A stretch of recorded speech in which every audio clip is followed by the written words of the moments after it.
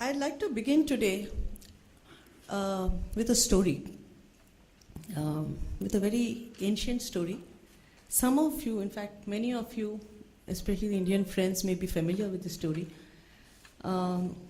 It's an 11th century story which got retold, revived by a very well-known Indian playwright, Girish Karnad. The story is from a collection of Sanskrit stories called the Katha Sarit Sagara, known as Haivadan.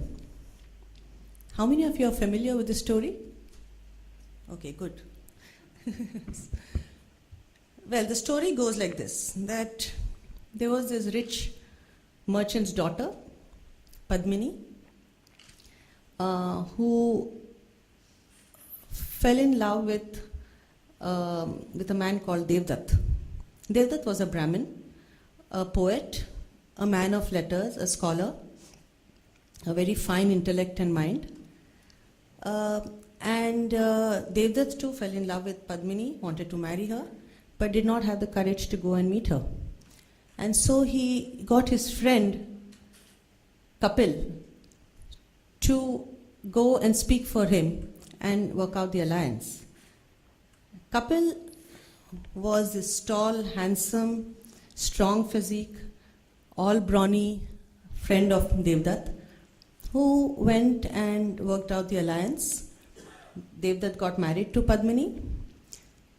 After the marriage, after a couple of years, Padmini slowly started realizing that she actually was equally attracted to Kapil.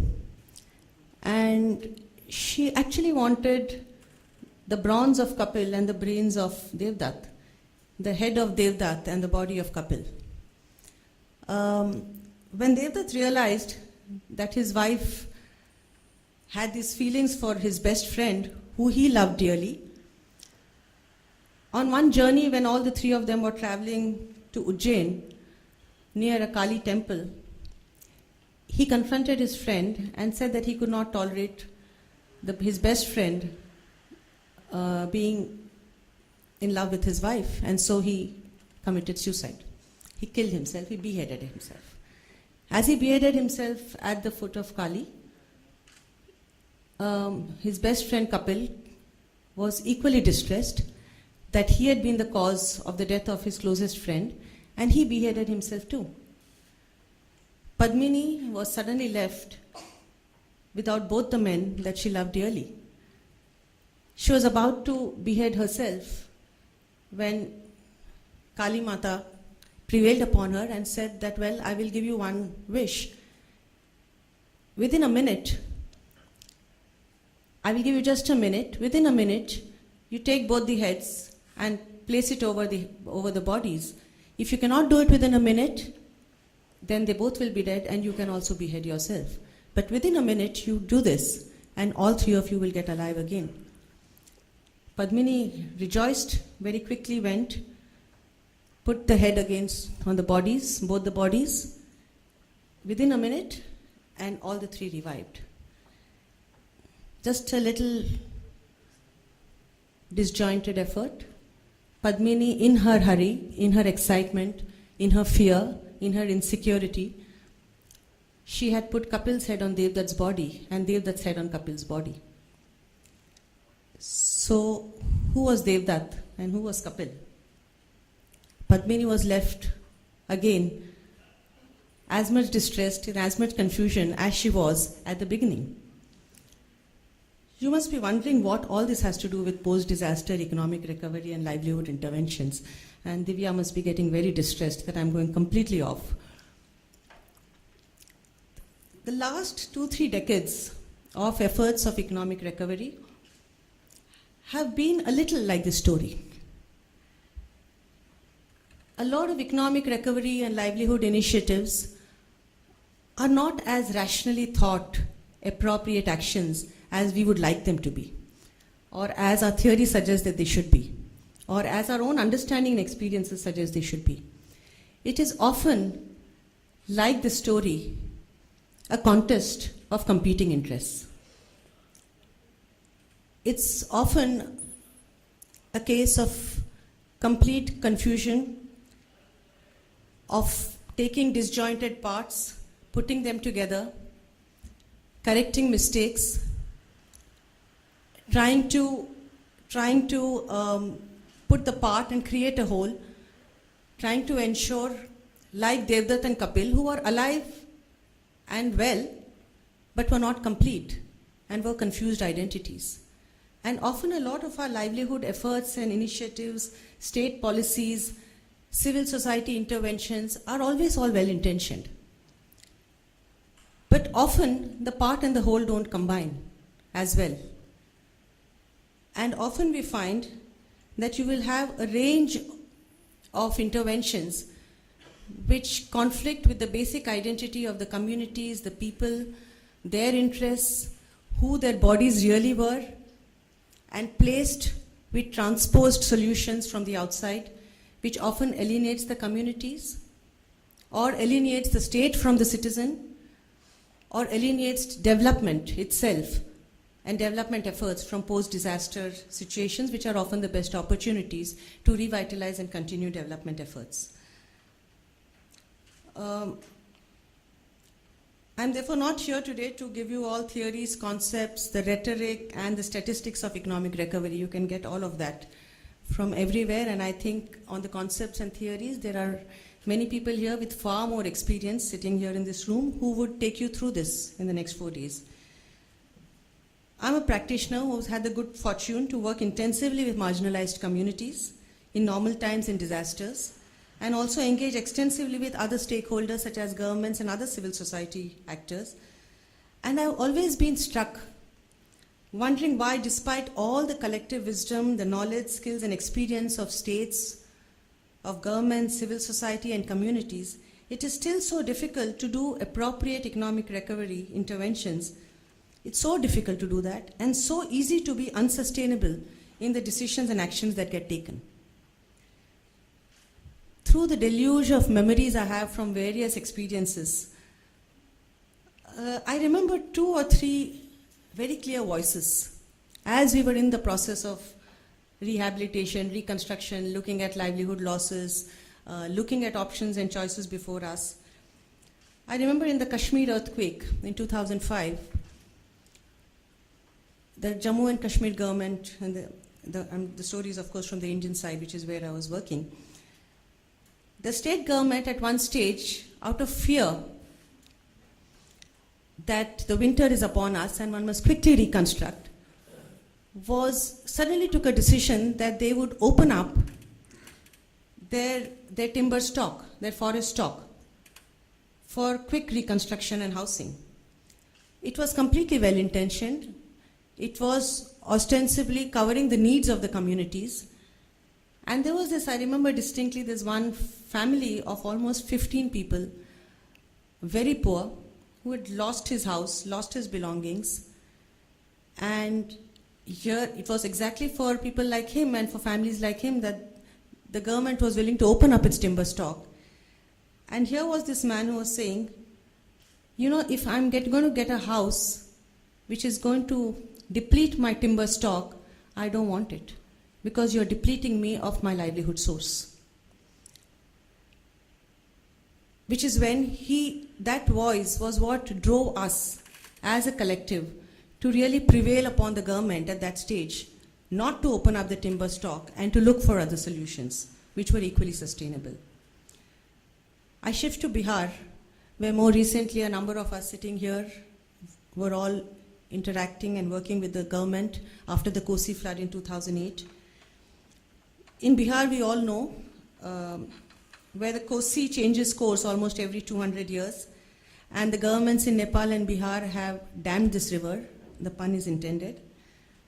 It's a naughty river, and it has led to huge siltations downstream because of the dam upstreams. And the river now flows at a higher level than the village habitations and the lands. And it's a continuously precarious situation. And I remember this one young woman who halted our feverish discussions with her on the merits of bamboo and the sustainability of bamboo. And she said, in very clear Maithili, which got translated, said, "My bamboo house is not the problem, nor is your resolve to help us. can you please tell me what you are all going to do about this river which is flowing about my homes and my field? I think these are questions that we seldom hear. If we were to hear them, then I think the entire course of economic recovery, livelihood restoration, our pre-disaster development interventions, our post-disaster long-term commitments would change drastically. Let us then, going back to the story of Kapil and Devdutt and the competing interests of the poet, scholar, and the physical warrior, and look at Padmini's dilemmas of conflicting interests. Let us look at the range of what I call competing interests, which would lead to distortions in economic recovery efforts. The silent dilemmas and unarticulated questions that have often preceded, followed, and stay through post-disaster economic recovery. There are some broader questions which have often struck me, which in a sense embed the smaller dilemmas, which face us as you get into the implementation process. Let me first articulate these larger questions. Do we ask how much environment degradation should we allow if it leads to quicker reconstruction? We will get back to this. How much should our economic recovery efforts be focused on the very poor when an entire value chain on which the poorest are dependent on is completely disrupted? Should one invest on individual economic benefits or on the range of ecological services and natural resources which become the base for revitalizing the traditional livelihoods of the poorest? How centralized can our policy making be when the socio-cultural dynamics and its relationships with nature itself are so heterogeneous and contextual? How immediate should our economic recovery and livelihood responses and efforts be when one is actually building a future? And I think the most important to me is how much self-doubt and uncertainty should one entertain when one is looking at futures of civilizations while and amidst a clamor for action and confidence. And I think it's often this clamor for action and confidence that kills any self-doubt, which often leads to a lot of incorrect directions. Let's come to some of the competing interests that all of us must have confronted.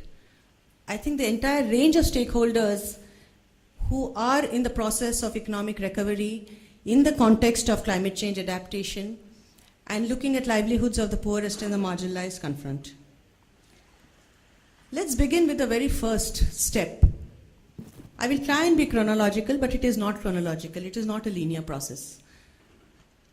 The first step is the assessments. The disaster is struck, and we begin with our livelihood assessments. The first competing interest, which is often very ironic, is the entire impulse and investment is on looking at the loss of the region and of the state. So you're actually completely defining, you have created determinants to look at and calculate the loss of assets and what is lost. You are not defining and determining and detailing to look at how are people living with their existing vulnerabilities. These two may seem almost the same, they may seem synonymous, but they're actually completely different. When you are going to calculate losses and damages in an economic recovery, you are looking and calculating at the productive loss.